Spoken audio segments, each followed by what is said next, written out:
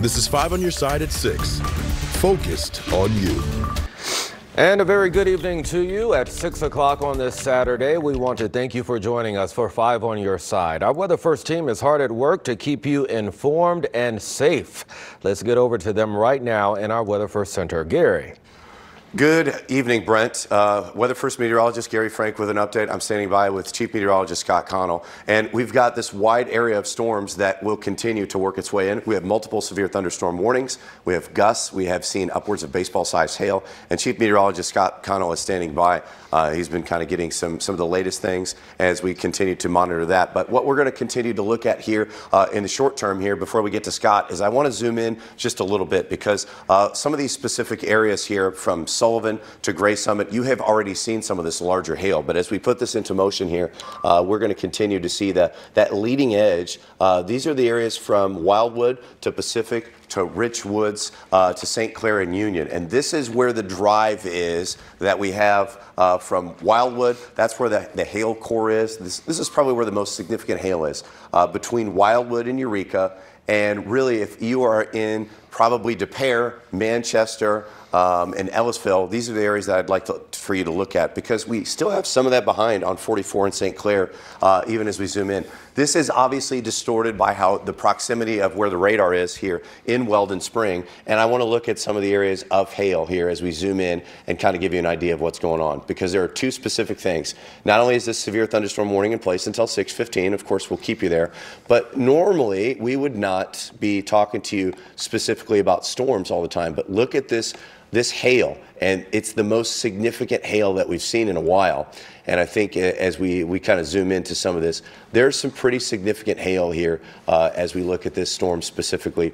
And this really, as I mentioned, is between Wildwood and Eureka on that drive as we continue to look further to the south as well. So these are the areas that we're going to monitor here as we go from Wildwood to Eureka. And the hail and the velocity products, those are some of the things that we're looking at. I do want to get to Chief Meteorologist Scott Connell, who's standing by with an update. And Scott, we've seen some of these storms, they're taking a little bit of a different shape as they get closer to the metro and Metro East. Yeah, they are. They're getting more of a line now. We're seeing more of a line developing versus seeing individual storms. Now, that one cell that is in West St. Louis County still is not really impeded by the other storms that are out there. And what I'm showing you right now, what you're looking at now is what we call the hail tracks, the hail zone, where we've seen the largest hail. And you can see in and around along 44, stretching from Sullivan, this is over the last hour or so, Sullivan, and then right up 44, you've had a couple of cells. And now, as Gary was just telling you, into West St. Louis County, we are looking at that hail as it continues to press in. Severe thunderstorm warning does continue for a good chunk of St. Louis County, especially the western part of the county. We also have a severe thunderstorm warning that extends down through Franklin County, across much of Jefferson County, and into northern portions of Washington County. We continue to get a large number of reports of hail between 1 and 2 inches. So that's quarter up to about the size of an egg, quarter size up to about the size of an egg. We've had reports of wind damage, some reports of damage down towards Sullivan. The hail in Baldwin just went from a ½ an inch, and now the spotters are telling us there's 1 inch hail there. In Pacific, just southeast of Pacific, 1.75 inch hail. That's golf ball size hail there. So that's our biggest threat right now. And if we have winds in here that are running between 50 and 70 miles per hour, you're going to whip that hail around quite a bit. Now, you're looking at this storm moving off to the east. Let's zoom in on the areas where we think there's the heaviest hail or the largest hail, and that area is coming in right now out here along Highway 109. This is where we're looking at some of the largest hail.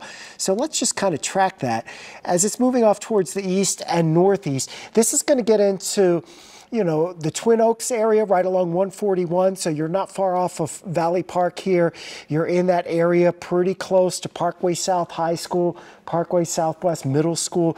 That area is likely to see some of the largest hail as this storm continues to move on. And we're talking hail, again, that's going to be up to the size of maybe, ping pong balls, golf balls.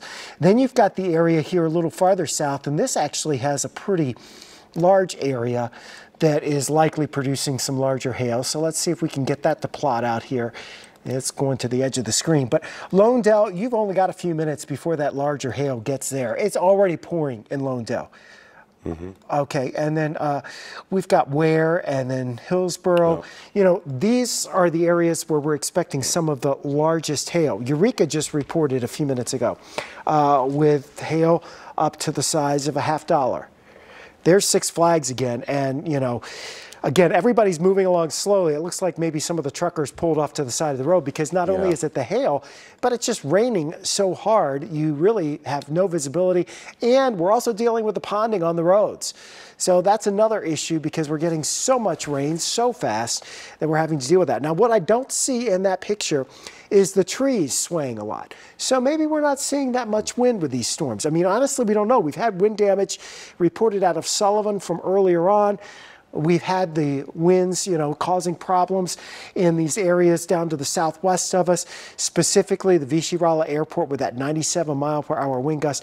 That's kind of a huge thing. And you still see there's some gusty winds along this front for sure, or along this line of storms for sure, as they're pushing in. So we would still say there's probably 40 to 50-mile-per-hour winds, if not stronger winds than that, Gary. Yeah, and I wanted to pull that up just so people understand why the significant threat has happened, as we have this history of the fact that we had that 97-mile-an-hour wind gust. It's very anomalous, right? But that was where we had the core of the strongest wind at one time.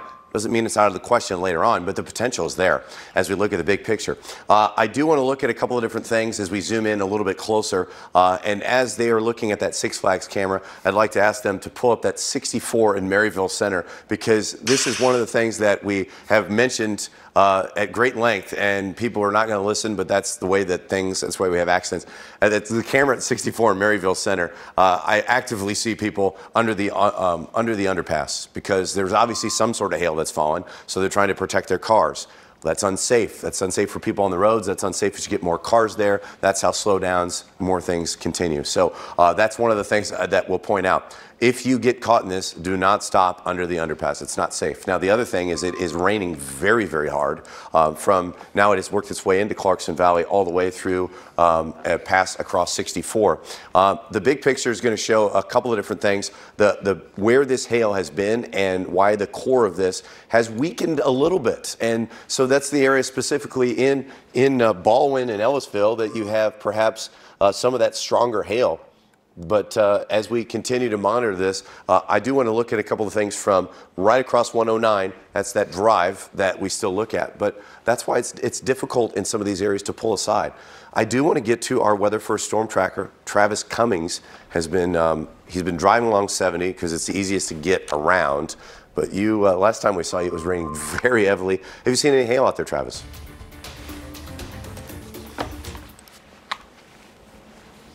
In the storm tracker, we're actually headed east now on I-70, so that's back into the St. Louis area. We're kind of passing through Wentzville right now. I want to get you out to our roof camera so that you can see.